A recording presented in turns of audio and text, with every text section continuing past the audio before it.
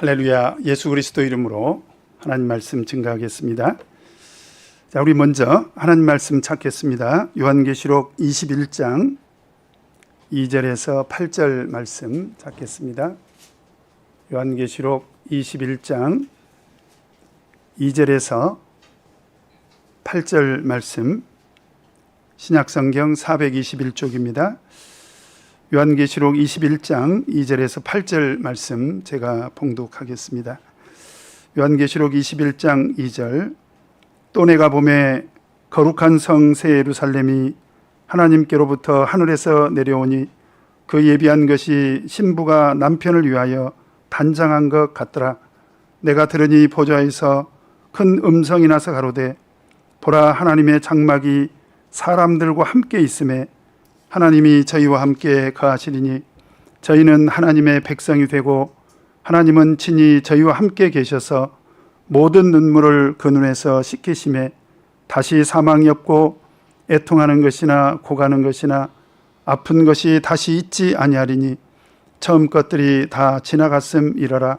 보좌에 앉으신 이가 가르사대 보라, 내가 만물을 새롭게 하노라 하시고 또 가르사대 이 말은 신실하고 참되니 기록하라 하시고 또 내게 말씀하시되 이루었도다. 나는 알파와 오메가요 처음과 나중이라.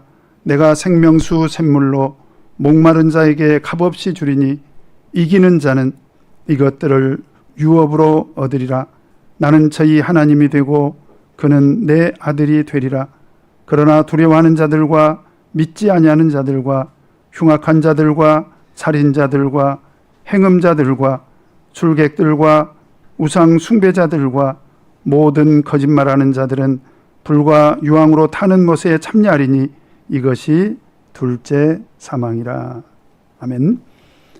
오늘 이 시간에는 누가 거룩한 성 새 예루살렘에 들어갈 자들인가 라는 말씀의 제목으로 같이 하나님 말씀 상고하고 은혜 나누도록 하겠습니다.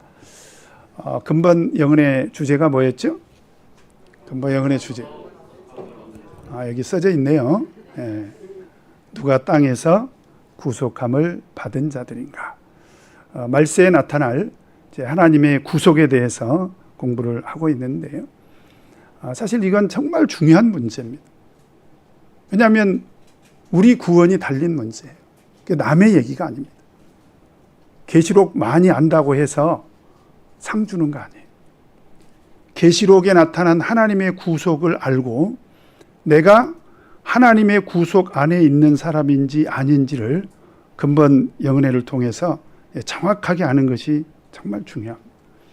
그래서 첫 번째 시간에 어떤 말씀 드렸죠? 첫 번째 시간에 누가 첫째 부활에 참여한 자들인가. 시험을 볼 걸 그랬나 봐요. 시험 본다고 했으면 열심히.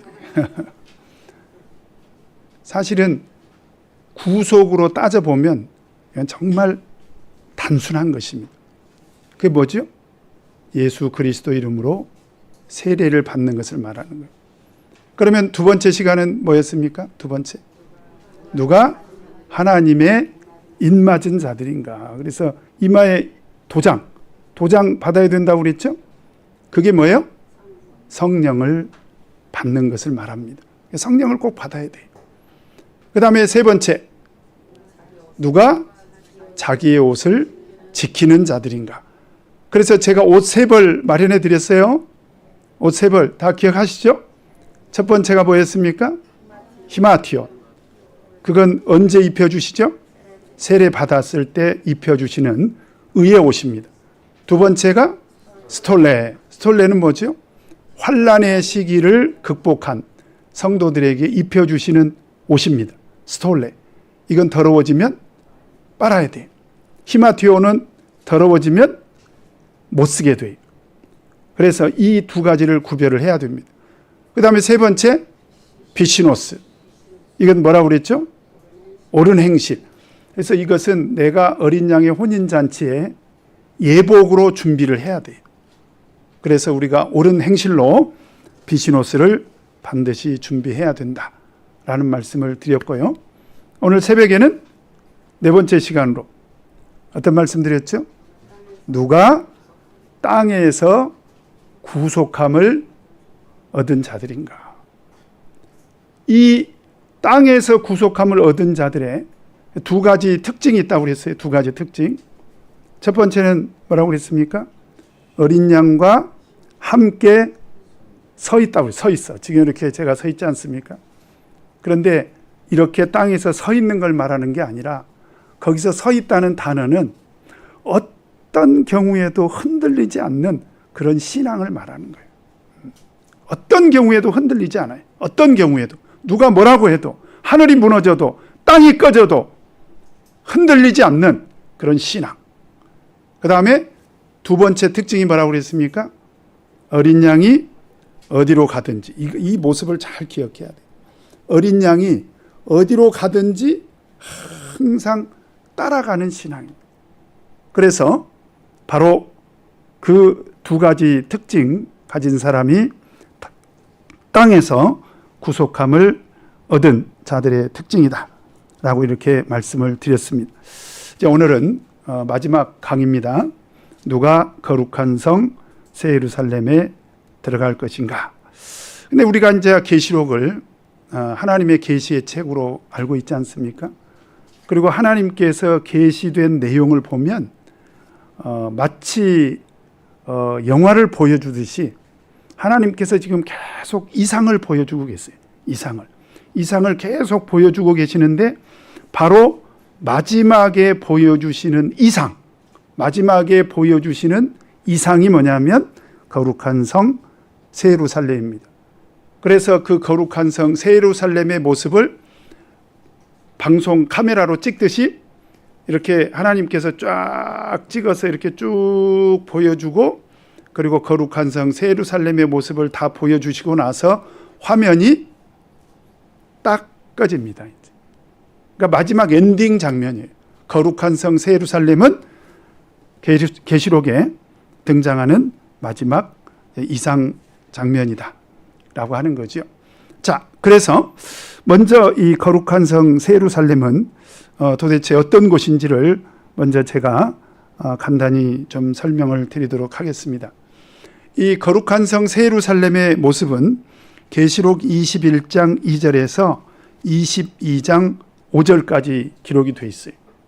근데 이걸 오늘 이 짧은 시간에 설명을 다 드리려고 하면 우리 성도님들 오늘 저녁까지 여기 계셔야 돼요.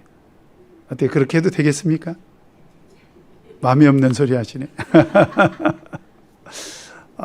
그래서 자세한 내용은 계속 말씀드리지만 우리 사랑하는 담임 목자님이신 홍영석 목자님을 통해서 배우기로 하시고 간단히 좀 설명을 드릴게요. 일단 첫 번째로 거룩한 성 새 예루살렘의 구조, 이 구조가 어떻게 생겼을까? 15절을 보면 15절, 21장 15절 같이 읽겠습니다. 시작. 내게 말하는 자가 그 성과 그 문들과 성곽을 청량하려고 금 갈대를 가졌더라. 자, 이 구조는 세 구조로 이루어져 있습니다. 첫 번째로 성이 있고요. 성. 그 다음에 두 번째로 문들이 있습니다. 문들. 맞죠? 세 번째로 성곽이 있습니다. 성곽은 성벽을 말하는 거예요. 그래서 이 모습을 천사가 청량을 해요. 청량. 이 청량이라고 하는 것은 뭐냐면 하나님의 기준에 합당한지를 따져보는 거예요. 그래서 하나님의 기준에 합당한 곳인지를 하나님께서 따져보고 지금 우리에게 보여주시는 거죠. 그래서 거룩한 성 새 예루살렘은 하나님의 완전한 기준에 합당한 곳이다 라고 하는 것을 알 수가 있습니다. 근데 거룩한 성 새 예루살렘의 규모가요 정말 어마어마합니다. 16절을 보면, 자, 우리 21장 16절 제가 중요한 것들만 간단히 설명을 드리도록 하겠습니다. 21장 16절 시작. 그 성은 네모가 반듯하여 장광이 같은지라 그 갈대로 그 성을 청량하니 12,000 스타디온이요 장과 광과 고가 같더라. 이 성의 규모가 엄청납니다. 장, 광, 고는 뭐냐면 가로, 세로 높이가 똑같아요. 그런데 가로, 세로 높이의 길이가 12,000 스타디온. 12,000 스타디온. 이제 어느 정도로 큰지는 조금 이따가 제가 설명을 드리기로 하고요. 현재 우리가 살고 있는 이 지구상에서 현존하는 성 중에서 가장 큰 성이 어디 있냐면 체코에 있답니다. 체코. 프라하 성. 이 성은 길이가 570m래요. 별로 안 놀라시네. 너비가 128m. 그래서 평수로 따지면 22,000평 정도 된다고 합니다. 저는 22평짜리 집도 없는데 체코 프라하성은 22,000평. 엄청나죠? 그런데 이 프라하성보다 더 큰 궁궐이 있어요. 궁궐. 그래서 궁궐의 규모로 가장 큰 궁궐은 바로 이웃나라 중국의 자금성입니다. 이 자금성은요, 동서로 길이가 약 753m, 남북으로는 길이가 한 960m, 그리고 담장이 약 4km 정도 된다고 합니다. 10리길이죠. 그래서 면적이 체코 프라하성의 한 10배 된대요. 약 22만 평이 된다고 합니다. 자, 그러면 이제 우리가 살고 있는 이 땅의 가장 큰 성과 궁궐에 대해서 제가 소개를 했는데, 거룩한 성 새 예루살렘의 규모는 어느 정도냐? 1스타디온이 192m예요. 그러면 12,000 스타디온은 거리가 어떻게 되느냐? 2,304km입니다. 예, 전 절도 오실 줄 알았더니. 그래서 이걸 평수로 계산해 보니까 이게 계산이 쉽지 않았어요. 그래도 제가 계산해 봤습니다. 그랬더니 몇 평이냐? 1조 6천억 평입니다. 어마어마하죠? 네. 그래서 이 거룩한 성 새 예루살렘은 규모만 해도 엄청납니다. 성곽, 성벽의 높이가요. 17절에 보니까, 자, 17절에 같이 읽겠습니다. 시작. 그 성곽을 청량함에 144 규빗이니 사람의 청량 곧 천사의 청량이라. 높이가 어느 정도 된다고요? 144 규빗. 한 규빗이 45cm니까 약 65m 정도 돼요. 65m. 엄청나죠? 별로 안 놀라시네.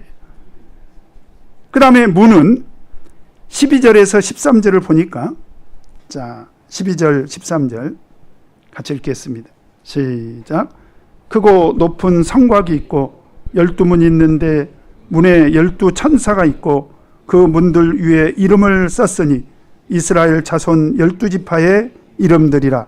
동편의 세 문, 북편의 세 문, 남편의 세 문, 서편의 세 문. 문이 모두 몇 개입니까? 12개. 동서남북 3개씩 모두 12개입니다. 여기에 다 영적인 의미가 있어요. 근데 오늘 이 시간에 이걸 설명하려고 하면, 오늘 우리가 꼭 알아야 될 것은 누가 이 거룩한 성 새 예루살렘에 들어갈 것인가. 입장권을 마련해 줘야 될 거 아닙니까? 우리 성도님들 거룩한 성 새 예루살렘에 들어가고 싶지 않으십니까? 그래요, 안 그래요? 체코 프라하성은 못 가도 중국 자금성은 안 가도 돼요. 그런데 거룩한 성 새 예루살렘은 반드시 들어가야 됩니다. 왜요? 여기가 하나님의 구속과 절대적인 관계가 있습니다. 이 거룩한 성 새 예루살렘이 얼마나 좋은 곳이냐면, 자, 우리 계시록 21장 2절에서 6절 같이 한번 읽겠습니다. 계시록 21장 2절에서 6절 시작. 또 내가 봄에 거룩한 성 새 예루살렘이 하나님께로부터 하늘에서 내려오니 그 예비한 것이 신부가 남편을 위하여 단장한 것 같더라. 내가 들으니 보좌에서 큰 음성이 나서 가로되 보라, 하나님의 장막이 사람들과 함께 있음에 하나님이 저희와 함께 거하시리니 저희는 하나님의 백성이 되고 하나님은 친히 저희와 함께 계셔서 모든 눈물을 그 눈에서 씻기심에 다시 사망이 없고 애통하는 것이나 곡하는 것이나 아픈 것이 다시 있지 아니하리니 처음 것들이 다 지나갔음이러라. 보좌에 앉으신 이가 가라사대 보라 내가 만물을 새롭게 하노라 하시고 또 가라사대 이 말은 신실하고 참되니 기록하라 하시고 또 내게 말씀하시되 이루었도다. 나는 알파와 오메가요 처음과 나중이라. 내가 생명수 샘물로 목마른 자에게 값없이 주리니. 이 거룩한 성 새 예루살렘이 얼마나 좋은 곳이냐. 첫 번째로는 하나님이 함께 계십니다. 하나님이 우리와 함께 계신다는 거예요. 그 다음에 4절에 보니까 모든 눈물을 그 눈에서 씻기시고 다시 사망이 없고 애통하는 것도 없고 곡하는 것도 없고 아픈 것들이 다시 있지 않는 그런 곳이라는 거예요. 얼마나 좋습니까? 제가 지금 허리가 아파서 참 송구스럽게도 오늘 새벽 예배까지는 제가 앉아서 예배를 드렸습니다. 사실은 제가 참 송구스러웠어요. 아니, 목회자가 이게 건강해가지고 이 서서 이렇게 설교를 하고 그래야지. 사실 이렇게 하니까 보기가 좋죠. 네. 그런데 거룩한 성 새 예루살렘에 가면 이제 디스크도 없어요. 아픈 것들이 다시 있지 않는 그런 곳이라는 거예요. 그래서 5절에 보니까 만물을 새롭게 하시고 그 다음에 6절에 보니까 생명수 샘물로 목마른 자에게 값없이 주시는 너무나도 좋은 곳이더라. 뿐만 아니에요. 이 거룩한 성 새 예루살렘이 얼마나 좋은 곳이냐면 21장 11절에 보니까 21장 11절. 자, 빨리빨리 찾아서 이걸 제가 대충 설명을 드리는 거예요. 21장 11절에 보니까 같이 읽겠습니다. 시작. 하나님의 영광이 있음에 그 성의 빛이 지극히 귀한 보석 같고 벽옥과 수정같이 막더라. 하나님의 영광이 있더라는 거예요. 그러면 이 하나님의 영광은 어떻게 존재할까? 22절, 23절을 보니까요. 자, 22절, 23절 같이 읽겠습니다. 시작. 성 안의 성전을 내가 보지 못하였으니 이는 주 하나님 곧 전능하신 이와 및 어린 양이 그 성전이심이라. 그 성은 해나 달의 비춤이 쓸데없으니 이는 하나님의 영광이 비치고 어린 양이 그 등이 되심이라. 얼마나 빛이 밝은지 해나 달의 비침이 쓸데없더라는 거예요. 이런 전등을 켤 필요도 없습니다. 얼마나 밝은 곳입니까? 그래서 하나님의 영광이 충만하기 때문에 그 빛으로도 충분하더라. 그래서 25절에 보니까 성문들은 낮에 도무지 닫지 아니하리니 거기는 밤이 있다 없다. 거기는 밤도 없더라. 소위 말하면 24시간 운영하는 곳이. 거룩한 성 새 예루살렘은 밤낮으로 아무 때나 언제든지 우리가 들어갈 수 있는 그런 곳이더라 라고 하는 것입니다. 왜요? 하나님의 영광이 빛으로 가득 차 있는 그런 곳이라는 거예요. 참 제가 목회하면서 정말 신기한 체험을 한번 했습니다. 제가 지방에서 목회할 때 한 70이 넘으신 모친이 전도가 돼서 금요일 날 밤 예배로 오셨어요. 근데 이제 어느 집사님이 모시고 오면서 목자님 오늘 꼭 귀한 말씀 들려주셔야 돼요. 그래서 제가 큰 소리로 네 알겠습니다. 제가 무슨 설교를 잘해서 그런 얘기를 한 게 아니라 하나님 말씀이 귀한 말씀이잖아요. 그래서 이 하나님 말씀 들려주시면 되니까 제가 자신 있게 네 알겠습니다. 집사님 걱정하지 마시고 모시고 오세요. 그리고 이제 오셨는데 말씀을 70이 넘으신 노인이신데 죄송합니다. 70이 넘으셨으면 아직도 청년이시죠? 근데 이제 제가 생각할 때 그때 10년 전이니까 그때는 그래도 할머니신데 말씀을 집중해서 잘 들으시더라고요. 그리고 예배가 끝나고 나서 목자님 말씀 잘 들었습니다. 그리고 이제 가시는 거예요. 그리고 토요일 날 또 오셨더라고. 토요일 날 오전에 말씀을 또 잘 들으셨어요.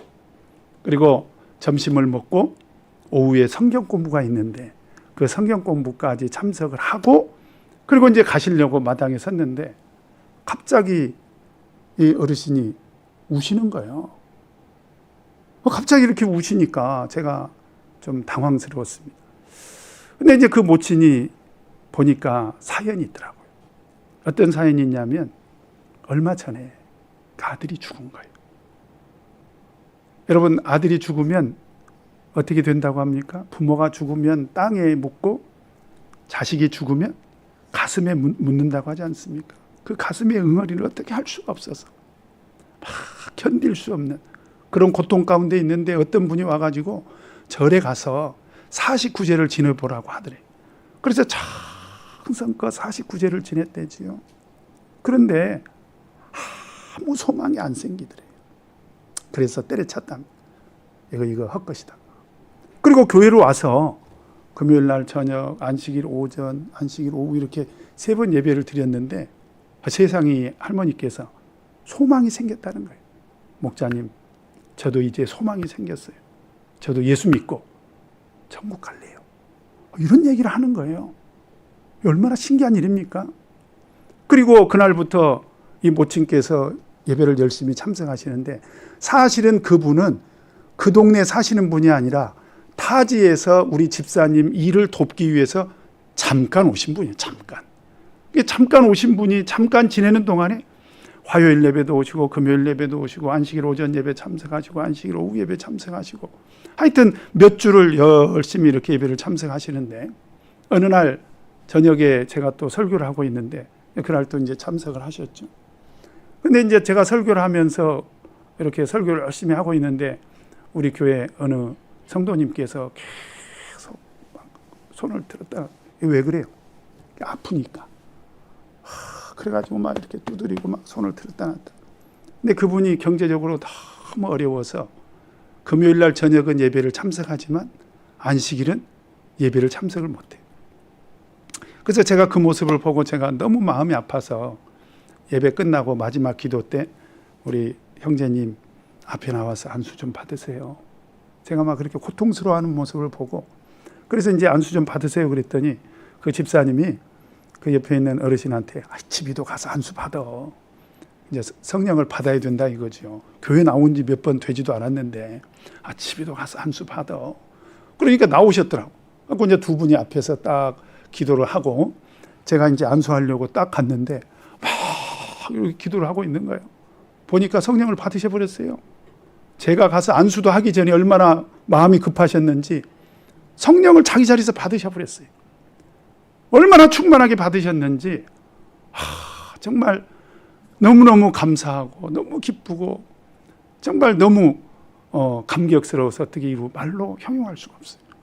그래서 이제 이분이 성령을 받고 나니까 사실은 제가 믿음 생활을 하시겠다고 하면 이분이 사는 곳이 충청도 어딘데 거기 가서 세례 받으시라고 하려고 했는데 아니 이제 성령을 받으셔가지고 한다는 말이 제가 여기서 성령까지 받았으니 여기서 제가 세례도 받고 가겠습니다. 그러는 거야.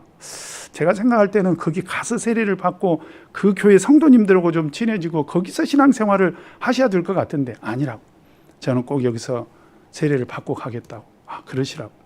그렇게 하고 이제 세례를 받기로 하고 세례 공부를 하고 그리고 이제 일요일 날 세례를 받기로 했는데 마지막 세례 공부를 하는 토요일 날 마지막 세례 공부를 하고 있는데 계속 눈물을 흘리시는 거예요. 그러면서 이 모친이 하시는 말이 목자님 저는 이제 죽어도 여한이 없어요. 세례는 받고 돌아가셔야죠. 근데 그 얘기가 아니라 자기가 어제 저녁에 예수님을 만났다는 거예요. 그게 무슨 소리냐. 목자님 저는 예수님을 그동안에 한 번도 본 적이 없지만 제가 확신하는 것은 저는 어제 저녁에 예수님을 만났다는 거예요.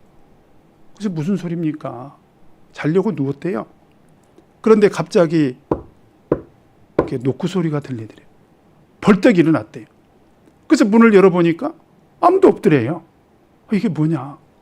근데 계속 노크 소리가 들리더래요. 그럴 때 이 모친이 믿음으로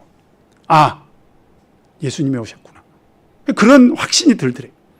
그래서 문을 열었는데 세상에 이게 웬일입니까? 온 방안이 불을 켜지도 않았는데 온 방안이 빛으로 가득 찬 그런 환상을 본 거예요. 너무 신기하지요.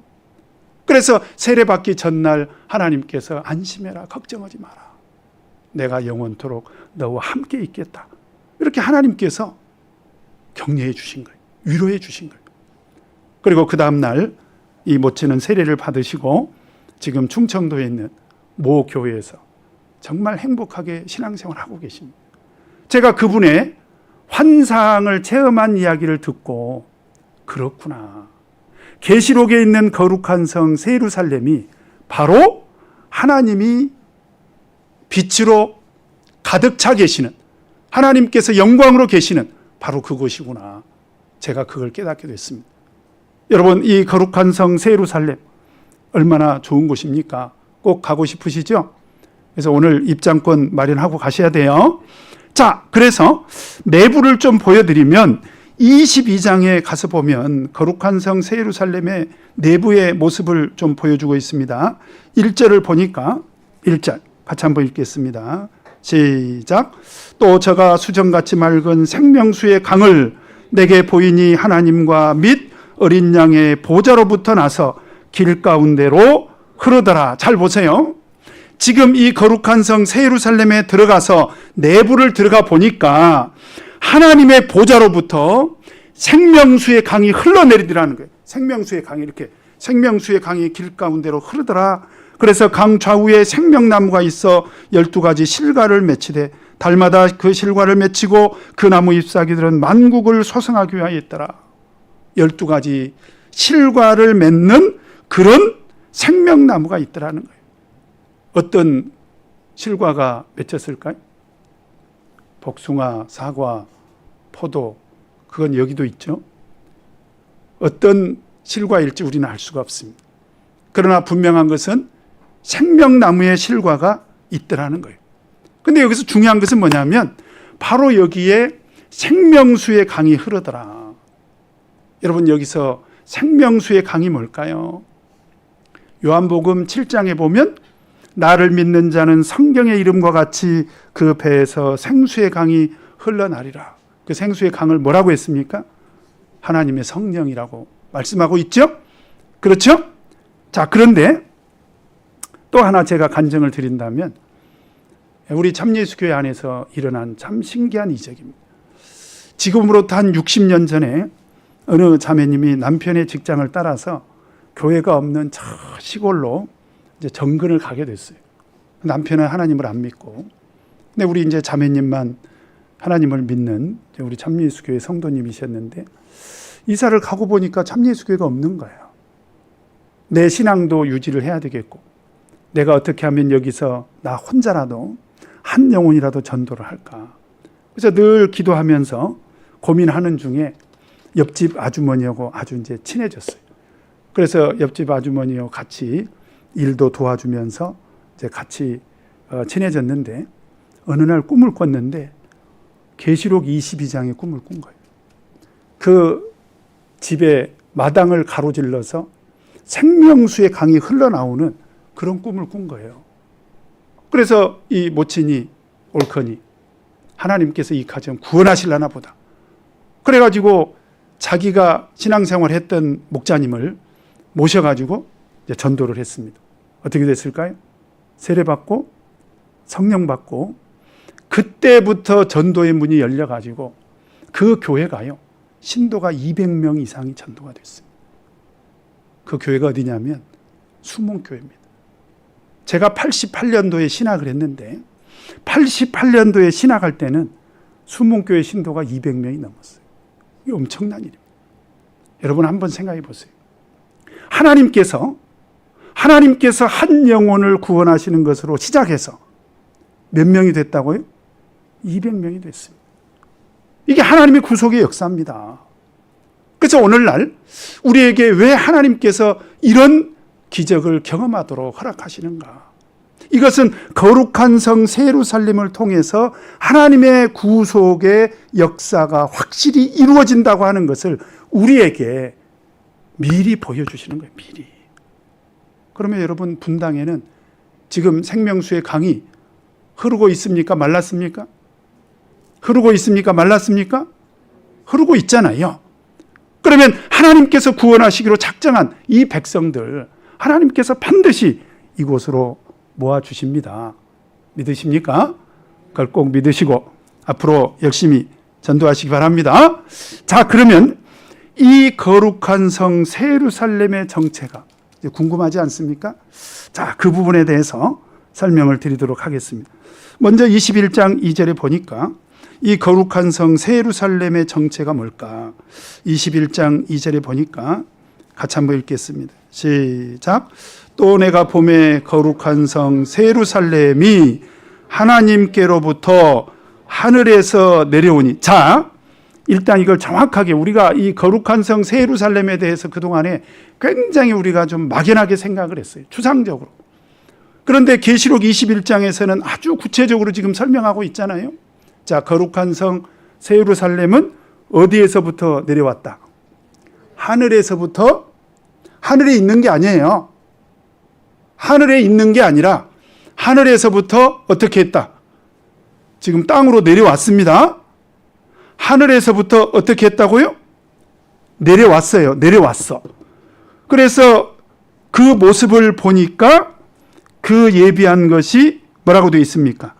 신부가 마치 남편을 위하여 단장한 것 같더라. 신부가 남편을 위하여 단장한 것 같더라. 하늘에서부터 내려왔는데 그 모습이 신부가 남편을 위해서 단장한 것 같더라. 이게 도대체 뭔 얘기인가? 뭐 연지곤지 찍고 뭐 쪽두리 쓰고 뭐 저 뭐죠? 예쁜 그 뭐라 그래요? 시집 갈 때 입는 옷을 하여튼 뭔가를 입고 뭐라고 하잖아요. 사모관대? 하여튼 그런 거 입고 그렇게 내려왔단 말인가? 왜 신부가 남편을 위하여 단장한 것 같더라 라고 했을까? 자, 조금 더 구체적으로 설명을 드리도록 하겠습니다. 21장 9절 10절을 보니까 자, 21장 9절 10절 같이 읽겠습니다. 시작. 7 대접을 가지고 마지막 7 재앙을 담은 7 천사 중 하나가 나와서 내게 말하여 가로되 이리 오라. 내가 신부, 여기서는 정확하게 얘기하고 있습니다. 내가 신부 곧 어린 양의 아내를 네게 보여주겠다. 자, 그럼 우리가 결혼식에 가면 일단은 신부는 좀 베일에 쌓인 그런 장소에 있지 않습니까? 그래가지고 이제 사회자가 지금부터 신부 입장이 있겠습니다. 그러면은 음악이 잔잔하게 음악이 쫙 흐르고 막 요즘은 뭐 참 요즘 결혼하는 사람들은 참 행복하게 하더만요. 막 어디서 연기 같은 걸 막 촉하게 해가지고 아주 신비한 그런 장면을 연출해가지고 문이 쫙 열리면서 신부가 딱 등장하면 딴딴따단 이렇게 웨딩 마치가 울리지 않습니까? 그죠? 지금 그 장면이에요. 내가 신부 곧 어린 양의 아내를 너에게 보여주겠다.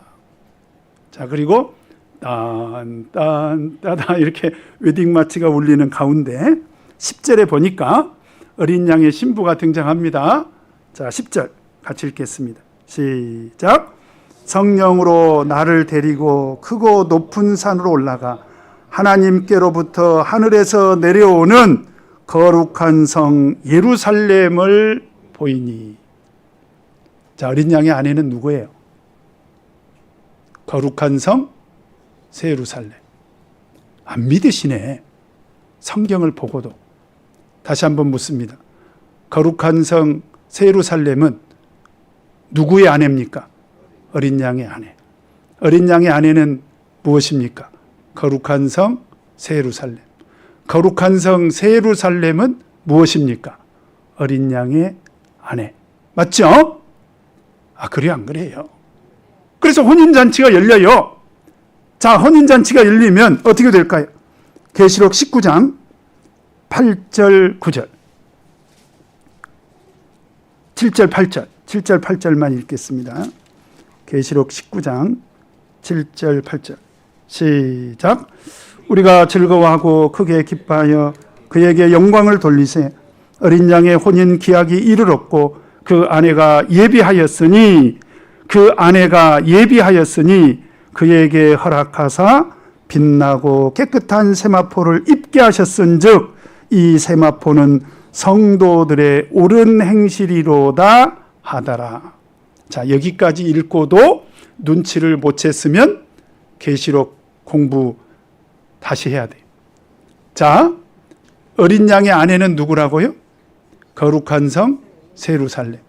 거룩한 성 세루살렘은 뭐라고요? 어린 양의 아내, 어린 양의 신부죠. 그런데 계시록 19장 7절 8절로 들어와서 보니까 계시록 19장 7절 8절에 분명히 돼 있습니다. 어린 양의 아내가 예비됐는데 그 어린 양의 아내가 빛나고 깨끗한 세마포를 입고 지금 결혼식을 준비하고 있어요. 그들이 누굽니까? 성도들이라고 돼 있습니다. 맞죠? 자, 거룩한 성 세루살렘은 누굴까요? 말세에 하나님의 구속 안에 있는 성도들을 말하는 거예요. 자, 이제 이해가 되셨습니까? 그런데 이 모습은 땅에 있는 성도들을 말하는 게 아니라, 잘 들으세요. 어디서부터 내려왔다고요? 하늘에서부터. 제가 아까 그걸 잠깐 놓쳤는데, 어떤 예식장에서는요, 신부 입장 그러면 신부가 하늘에서부터 마치 선녀가 구름 타고 내려오듯이 이렇게 쫙 이렇게 내려오더라고요. 혜원이도 그렇게 시집가고 싶지? 이렇게 쫙. 근데 거룩한 성 세루살렘이 그렇게 등장을 했다 이 말이죠. 그러면 영적으로 이것은 오늘날 우리에게 어떤 의미를 주고 있는가? 이 거룩한 성 세루살렘은 성도들인 건 틀림이 없어요. 성도들인 건 틀림이 없는데 이때 이 사람들은 어디서 내려온다고요? 하늘에서. 자, 그렇다면 이 거룩한 성 세루살렘은 바로 말세에 나타날 완성된 참교회를 말하는 거예요. 완전한 교회. 이것은 완전한 교회는 박은진 목자가 노력해서 만들 수 있는 게 아니에요. 마지막 날에 하나님께서 하늘로부터 이렇게 내려오는 것을 통해서 우리에게 보여주십니다. 왜요? 우리가 그 완전을 향해서 나아갈 수 있도록 우리 신앙의 목표를 보여주는 거예요. 그래서 실제로 바울 사도가 고린도후서 11장 2절에서 3절에 뭐라고 얘기하고 있습니까? 내가 하나님의 열심으로 너희를 위하여 열심 내노니 내가 너희를 정결한 처녀로 한 남편인 그리스도께 드리려고 중매함이로다. 중매함이로다. 뱀이 그 간계로 이와를 미혹해 한 것 같이 너희 마음이 그리스도를 향하는 진실함과 깨끗함에서 떠나 부패할까 두려워하노라. 거룩한 성 세루살렘은 정말 정결한 처녀와 같은 예비된 어린 양의 아내인 것입니다. 그래서 우리가 반드시 이 거룩한 성 세루살렘에 들어가야 천국에 들어갈 수 있는 거예요. 오늘 분명히 말씀드립니다. 거룩한 성 세루살렘은 우리가 죽어서 장차 갈 천국을 말하는 건 아니에요. 이것은 우리가 천국 가기 전에 마지막에 나타난 완성된 참교회를 말하는 거예요. 그래서 이 완성된 참교회 안에 들어가는 사람만 천국에 갈 수가 있는 거예요. 그러면 다시 한번 이 거룩한 성 세루살렘에 누가 입장할 수 있는가? 자, 오늘 이제 그것이 가장 중요합니다. 그죠? 누가 거룩한 성 세루살렘에 들어갈 자들인가? 분명히 말씀드리는데 이런 사람들은 못 들어가요. 일단 내가 이런 사람들에 속해 있는지 잘 따져보시기 바랍니다. 21장 8절을 보니까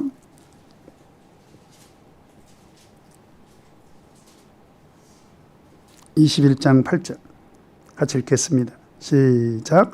그러나 두려워하는 자들과 믿지 아니하는 자들과 흉악한 자들과 살인자들과 행음자들과 술객들과 우상 숭배자들과 모든 거짓말하는 자들은 불과 유황으로 타는 못에 참냐리니 이것이 둘째 사망이라. 이 사람들은 거룩한 성 예루살렘에 들어가요, 못 들어가요? 못 들어가요. 또 27절에 보니까 같이 읽겠습니다. 시작. 무엇이든지 속된 것이나 가증한 일 또는 거짓말하는 자는 결코 그리로 들어오지 못하되 오직 어린 양의 생명책에 기록된 자들뿐이라. 여기서 그리로 들어오지 못하되 바로 그리는 거룩한 성 예루살렘을 말하는 것입니다. 이 사람들은 절대 못 들어본다라고 하는 거죠.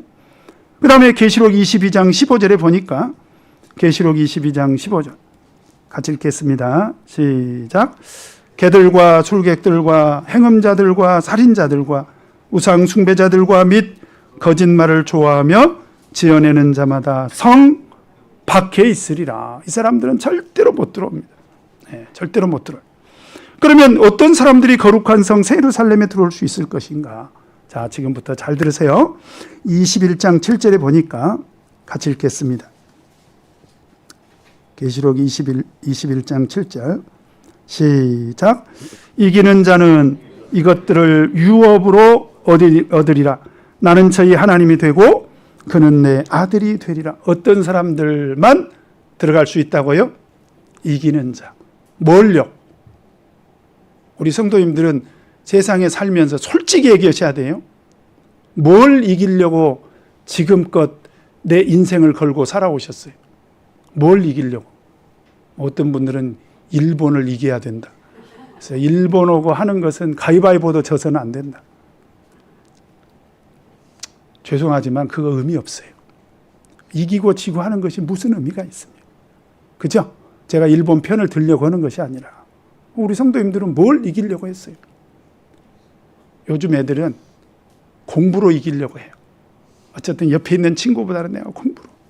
조금 나이 들면 좀 더 좋은 학교, 조금 더 나이 들면 조금 더 좋은 직장, 더 좀 나이 들면 돈 좀 더 많이 벌어가지고 하여튼 내가 다른 사람보다는 더 잘 먹고 잘 살아야 돼. 그리고 평생 살아보세요. 그것을 이긴 자들이라고 할까요? 그게 아니고 여기서 말하는 이기는 자는 영적인 싸움에서 이긴 것을 말하는 거예요. 마귀와 싸워서. 그래서 에베소서 6장 12절에 보면 우리의 씨름은 혈과 육에 대한 것이 아니요 정사와 권세와 이 어둠의 세상 주관자들과 하늘에 있는 악의 영들에게 대함이라. 우리가 이긴다는 것은 하나님의 말씀으로 무장해서 예수 그리스도의 복음으로 무장해서 악한 마귀들, 이 악한 영들과 전쟁을 해서 싸워서 이기는 것을 말하는 거예요. 다시 말하면 마지막까지 믿음을 지키는 것이 이기는 것입니다. 따라서 해보십시다. 믿음을 지키는 것이 이기는 것이다. 그게 잘 사는 거예요. 돈이 많은 것과 잘 사는 것은 달라요. 여러분 세상에서 돈 많은 사람들이 다 잘 산다고 말할 수 있어요? 돈 많은 사람들이 꼭 하는 짓이 있더라고. 죄송합니다. 꼭 부부간에 이혼을 해요. 아, 그래 안 그래요? 돈이 너무 많으니까 각자 따로 혼자 쓰려고 그런가 봐. 돈이 많으면 그래요. 그러니 그걸 가지고 우리가 잘 산다라고 이렇게 인정할 수 있습니까? 우리가 영적으로 신앙적으로 생각해 보면 잘 사는 것은 뭐냐? 믿음을 지키는 거예요. 그게 이기는 것입니다. 그렇게 영적인 전쟁에서 우리가 마지막까지 믿음을 지키고 이겼을 때 반드시 거룩한 성 예루살렘에 들어갈 수 있게 되는 것입니다. 그 다음에 계시록 20장 15절을 보면 어떤 사람들이 들어갈 수 있습니까? 계시록 20장 15절 20장 15절입니다. 같이 읽겠습니다. 시작. 누구든지 생명책에 기록되지 못한 자는 불못에 던지우더라. 그러면 생명책에 기록된 사람은 어떻게 될까요? 21장 27절 같이 읽겠습니다. 시작. 무엇이든지 속된 것이나 가증한 일 또는 거짓말하는 자는 결코 그리로 들어오지 못하되 오직 어린 양의 생명책에 기록된 자들 뿐이라. 오직 어린 양의 생명책에 그 이름이 기록된 자들만 거룩한 성 예루살렘에 들어갈 수 있다는 거예요. 네. 돈 갖고도 못 가요. 오직 그 이름이 어린 양 생명책에 기록된 자들만 들어갈 수 있다는 거예요. 그러면 언제 어린 양의 생명책에 우리 이름이 기록이 될까요? 바로 예수 그리스도 이름으로 세례를 받은 사람. 이건 제가 첫 시간에 말씀드렸어요. 그죠? 바로 히마티온이 준비된 사람. 이거는 제가 세 번째 시간에 말씀드렸어요. 이거 잃어버리면 돼요, 안 돼요? 잘 지켜야 돼요. 더러워지면 돼요, 안 돼요? 안 됩니다. 만약에 이 옷이 더러워져 버리면 생명책의 이름이 지워져 버려요. 계시록 3장 4절 5절에서 그랬잖아요. 그 이름이 흰 옷이 더러워져 버리면 그 이름이 흐려져 버려요. 흐려진다는 얘기는 지워져 버립니다. 그래서 우리는 절대로 이 히마티온을 잃어버려서도 안 되고 더러워져서도 절대로 안 됩니다. 어린 양의 생명책에 그 이름이 기록된 자들만 거룩한 성 예루살렘에 들어갈 수가 있습니다. 그 다음에 세 번째로 계시록 22장 14절을 보면, 자, 같이 한번 읽겠습니다. 계시록 22장 14절 같이 읽겠습니다. 시작. 그 두루마기를 빠는 자들은 복이 있으니 이는 저희가 생명나무에 나아가며 문들을 통하여 성에 들어갈 권세를 얻으려 함이로. 여기서 성은 거룩한 성 예루살렘이에요. 그죠? 이 두루마기를 빠는 자들만 들어갈 수 있다는 거예요. 그러면 이 두루마기가 뭐라고 그랬습니까? 스톨레. 자, 따라서 해보십시다. 스톨레. 스톨레. 이것이 준비되어 있다 하더라도 더러워지면 어떻게 해야 돼요? 열심히 빨아야 돼요. 열심히 빨아야 거룩한 성 예루살렘에 들어갈 권세를 얻을 수가 있다. 그러면 이 스톨레는 어느 세탁소에 맡겨야 된다고 그랬어요? 어린 양 세탁소. 어떤 세제로 빨아주십니까? 예수 그리스도의 보혈로 그 옷을 빨아주십니다. 참 고마운 일이에요. 다시 한번 말씀드리지만 우리가 하루 사는 동안에 단 한 번이라도 예수 그리스도께서 나를 위해서 십자가 위에서 피 흘려 돌아가셨구나. 그 고마운 마음을 갖고 사셔야 돼요. 아셨죠? 따라서 해보십시다. 예수님 고맙습니다. 한번 생각해 보세요. 인간적으로도요. 여기 있는 제가 그래도 제법 허우대가 멀쩡하죠? 근데 이렇게 덩치 큰 저를 낳으시고 기르시느라고 우리 어머니는 얼마나 고생을 하셨을까? 우리 집에는 나같이 이렇게 덩치 큰 아들들이 5이나 있어, 5. 그러니 우리 어머니가 그 5을 낳고 마른 자리, 진 자리 갈아 누이면서 얼마나 고생을 하셨어요. 어제 저녁에 응급실에 실려가셨어요. 뇌경색이 와서 89세십니다. 병이 와도 이상할 일은 아니죠. 그러나 저는 참 죄송해요. 얼마나 우리를 위해서 우리 어머니가 고생하셨을까. 그 생각을 하면 참 너무 마음이 괴로워요. 세상에 이보다 고마운 일이 어디 있습니까? 인간적으로도 그런데 우리 하나님께서는 예수 그리스도를 십자가에 못 박아서 피 흘려 돌아가시게 했다 이 말이죠. 이게 얼마나 고마운 일입니까? 그래서 항상 우리는 그 은혜를 기억하면서 신앙생활을 해야 됩니다. 이제 마지막으로 한 가지 더 말씀을 드린다면 우리 계시록 19장에서 어떤 예복을 준비해야 된다고 했습니까? 거룩한 성 예루살렘은 어린 양의 혼인잔치에 참석할 누구를 말한다고 그랬어요? 신부, 곧 우리 성도들. 그러면 거룩한 성 예루살렘에 들어가려면 뭐가 준비되어 있어야 돼요? 예복이 준비되어 있어야 됩니다. 그 빛나고 깨끗한 세마포는 뭐라고 그랬어요? 옳은 행실. 내가 하나님 앞에 보여줄 옳은 행실이 있어야 우리가 어린 양의 혼인잔치에 그 신부로 예복을 입고 참석할 수가 있다. 빛나고 깨끗한 세마포는 바로 성도들의 옳은 행실이라고 했습니다. 앞으로 우리 성도님들이 거룩한 성 예루살렘에 들어가기 위해서 바로 빛나고 깨끗한 세마포인 성도들의 옳은 행실을 꼭 준비하시기 바랍니다. 아시겠죠? 자, 이제 오늘 이 시간으로 해서 말세에 나타난 하나님의 구속에 대해서 이렇게 쭉 설명을 드렸습니다. 어려우셨습니까?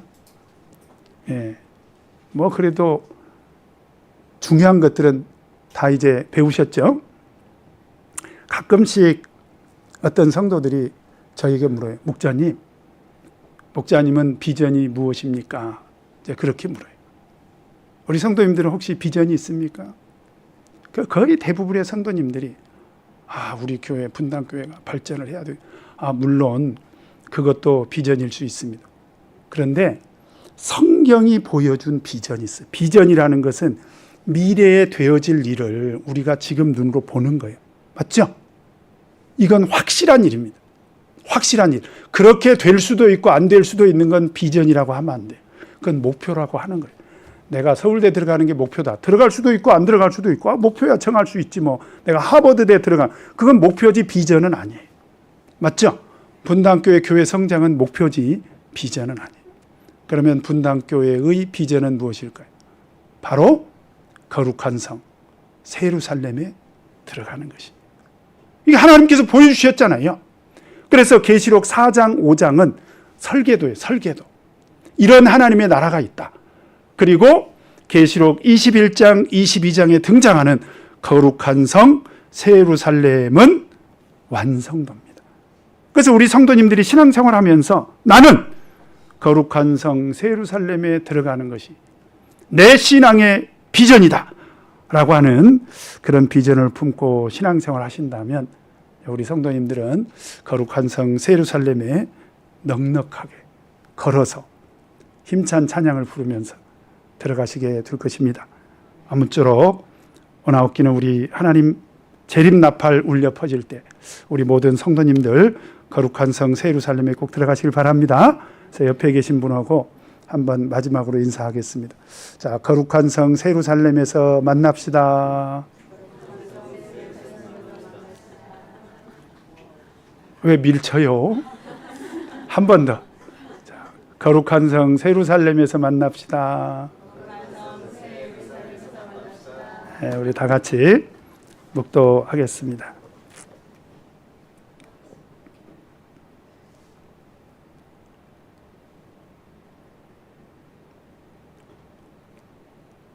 할렐루야.